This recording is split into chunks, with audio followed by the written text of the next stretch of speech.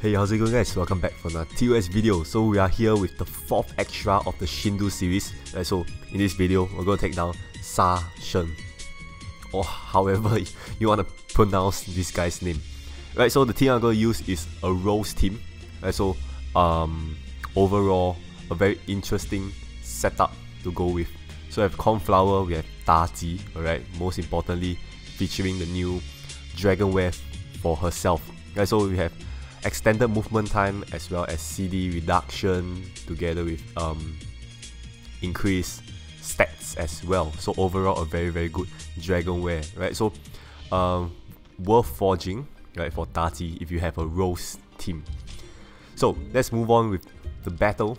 Right, so first battle, nothing much to talk about, is always a Soul Stone, right, and then followed by a wave of mini mobs. So let's take this chance to introduce a few team members. So Cornflower is there for just to fit in the 3 Elf Perennial requirement for Tumbler effect, right? So I chose Cornflower because of the board clearance, right, as well as additional team attack for active skill. So overall a very good candidate or member as a Rose for Rose team, right? So 2 jackpot cards within one team. Right, so VR Daji, we went through that just now. Yao Ho is there for board clearance as well. So in a case that you need multiple board clearance, right, you can make use of Yao Ho. Right, so moving on, we have a mini boss here with Vortex runes. So you can see Rose kind of hinder Rose mobility in terms of rune spinning. Right, so you can see the stop rune. If the stop position is at the bottom of the board, you might want to start spinning the top part of the board, right, so as to not clash with the stop position. Right, so there's more effective way of clearing Vortex runes for Rose setup. Right, next we have the Cthulhu with CD4. This should have a skull if I remember correctly, right, but because we have a Tumbler effect, so the skull is not there. So CD4 Tetris Shield. Right, so here you can see that it's a very big and complicated Tetris shield, not the usual 3 rune Tetris. So I did a Rose convert in expectation was to kill it in one shot, right, but didn't, so that's too bad. So you can see here VR Daji has popped up, so I just decided to use her Time Tunnel to make things a lot easier for me. Right, so you can see I kind of messed up my Time Tunnel, and I managed to fill one row of runes only, right? But nonetheless, that's going to take down the rest of the HP of Cthulhu, and then moving on. Right, so forgot to mention that my last member is Cactus, which is there for that overall damage boost for this Rose setup. Next, we have Ice Toragon, power release form with initial attack, and then freezing 2 runes permanently for 3 rounds. Alright, so here is either you take it down in 1 or 2 turns, right? Hopefully in 1 or 2 turns, because you do not want him to attack you and cause a bit of a trouble for you. So here you can actually wait out to defrost the rune if you want to, right? But doesn't really, not necessary. Right, so second HP bar is a neutralized reset, which is why I have not turned on any sort of booster, right, like Cactus. So I only activate Cactus now, giving us that ×2 boost, right, in terms of damage, and then until no heart runes is dissolved, which is highly unlikely because it's a Rose team, right? You bound to have Sky Drop of heart runes if you spin correctly. Right, so make sure to one-hit kill it because it's damage reflect. If not, you are gonna end the battle very early, right, which is not what you want to happen. Next, wave of mini mobs once again. So here I don't think it's necessary to store if you're running a Rose setup, because you can store your cards along the way. They will just pop up just in time for you to use. So another team that is possible to clear this extra, which I'm not featuring at this point of time, is a Athena team with Rakshasa, right, Iron Fan Princess. So a very effective way of clearing it as well, right? But one thing to note that is you must bring Earthkeeper for the effect removal, right? Very important because you're gonna encounter a lot of annoying skills in this extra. Right, next we have a mob that is gonna reduce our rune movement time based on the number of water runes we dissolve in that round. Right, so very annoying skill, right? Especially if you don't kill it off immediately. As you can see, I one-shot it and then move on. Next, we have Bishamonten, if I remember correctly, the name.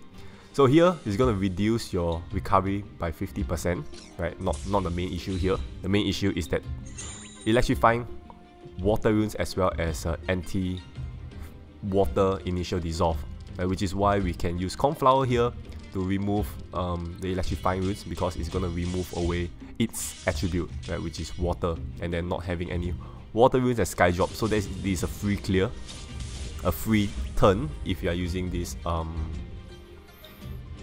Cornflower active skill.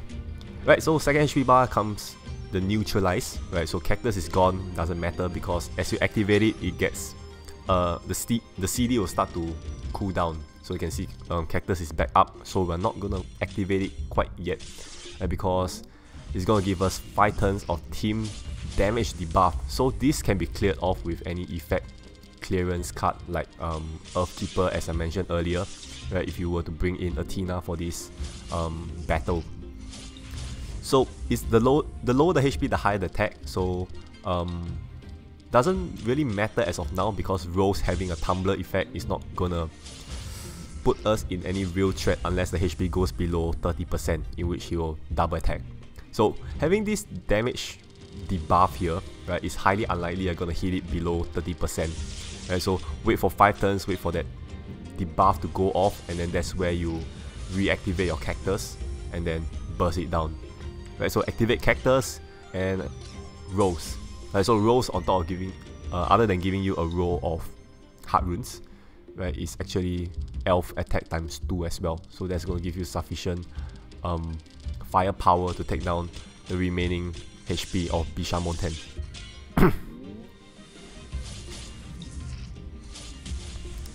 Right, and there we go. So moving on to battle 10 out of 15. Right, so 10 out of 15. So every major mini boss that we encounter, there's going to be a wave of mini mobs after that, right, which is pretty relaxing, right? Like you get to restore some of your CD if you want to, right? In this case, we're just going to move on. So as I mentioned, not much storing is needed for this team. Next, we have high defense, right? I remember this is high defense. So at this point of time, you might want to, there's 2 choices, right? I did it the long way, which I have no idea why. I could have just activate Yaoho. Right, so Yaoho is a board clearance, as I mentioned earlier in the battle. On top of that, its snipe damage ignores defense, right? Giving you that 30,000 damage, ignoring defense, in which is gonna one-shot these 2 mobs here. And so these 2 mobs here is 50% HP reduction every time it attacks. They're attacking alternately. So do not be afraid of 100% HP reduction. Right, so if you kill one of them off first, right, the other one's gonna get a massive boost.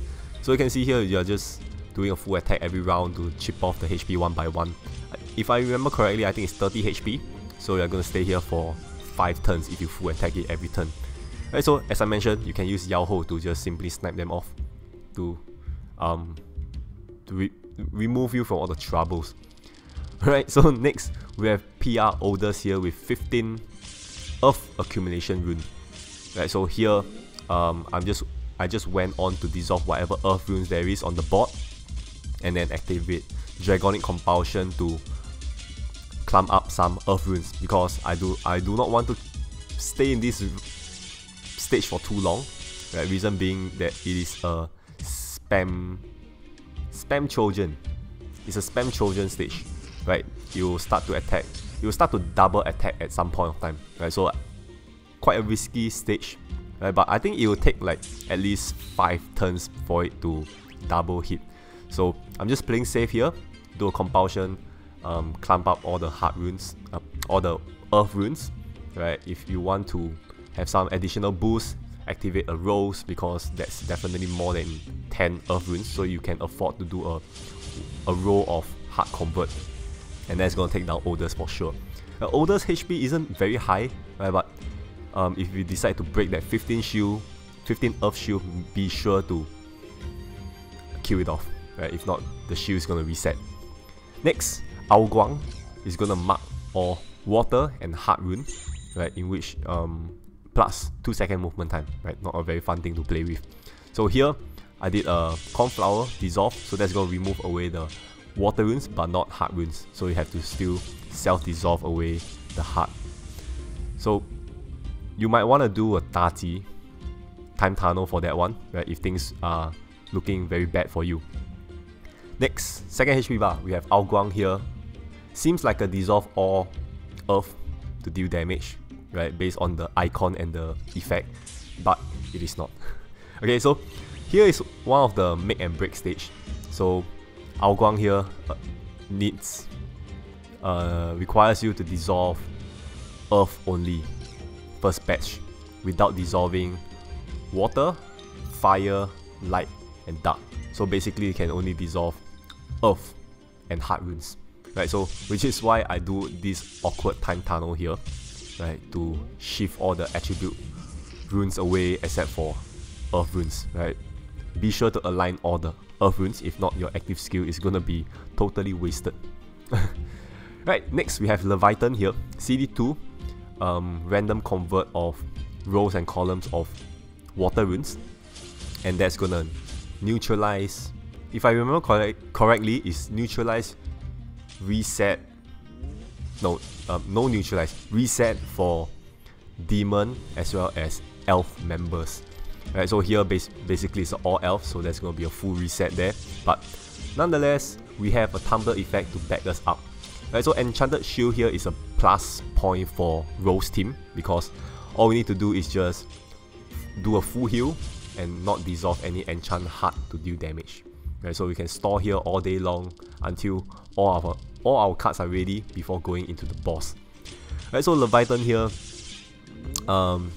if she doesn't have this Enchanted Shield, then that's gonna be a problem, because we're just gonna recover as well as doing damage to Leviathan, right, in which we're gonna move on to the boss in maybe 2 to 3 spins, right, because we need that hard sky drop to recover, and dissolving hard rune deals damage, right, which is very unfortunate.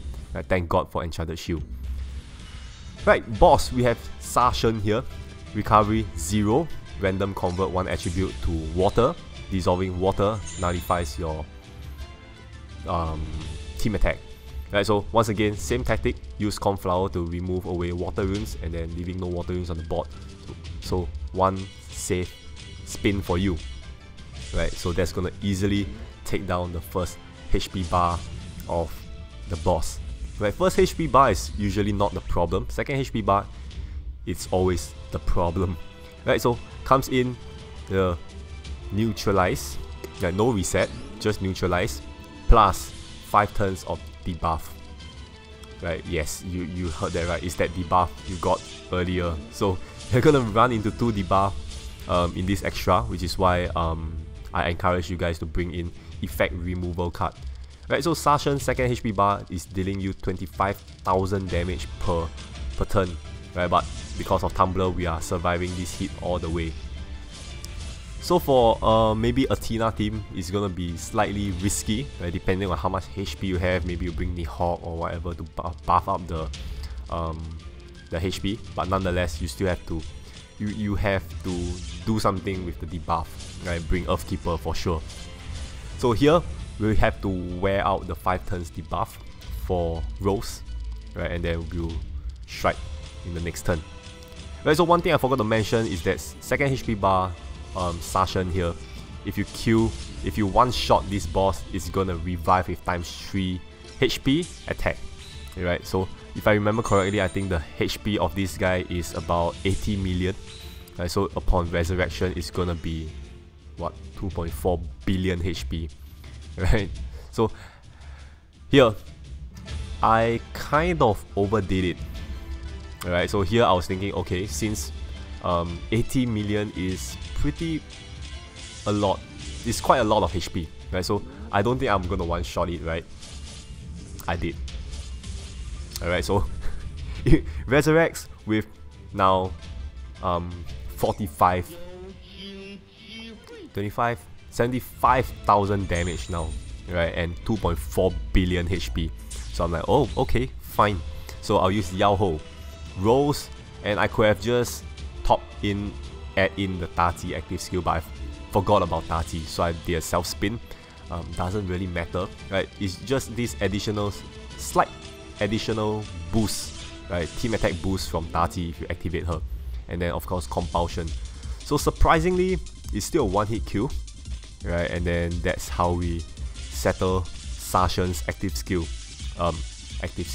second HP bar, right? So Rose, in my opinion, is slightly more safe than Athena, right? Which is why I went for Rose team instead of Athena team, and that's gonna settle second HP bar twice, right? So you can either do a safe grind all the way down to 30% before bursting the rest down, right? Or you want to burst this guy down twice, right? It's up to you guys. Right, so anyway, that's it for the 4th extra, right, of this series. So I kind of farmed 40 pieces in attempt, just in case I fail, right, but I clear it in the first try. So by clearing Sashen extra, right, these are the rewards that you're gonna get. So I think it's Harpy. I'm gonna wait for the reward to come out. Right, if I remember correctly, it's Harpy, Baby Harpy, as well as Madhead. No, Alpaca. Right, so Water Alpaca as well as 1 Harpy and 5 Baby Harpy, which is very good for rewards. Right, so I urge you guys to faster clear this when it's a ×2 drop rate. Right, so with this, I'm done with this extra. Right, so thank you so much for watching. See you guys in my next video. Bye bye.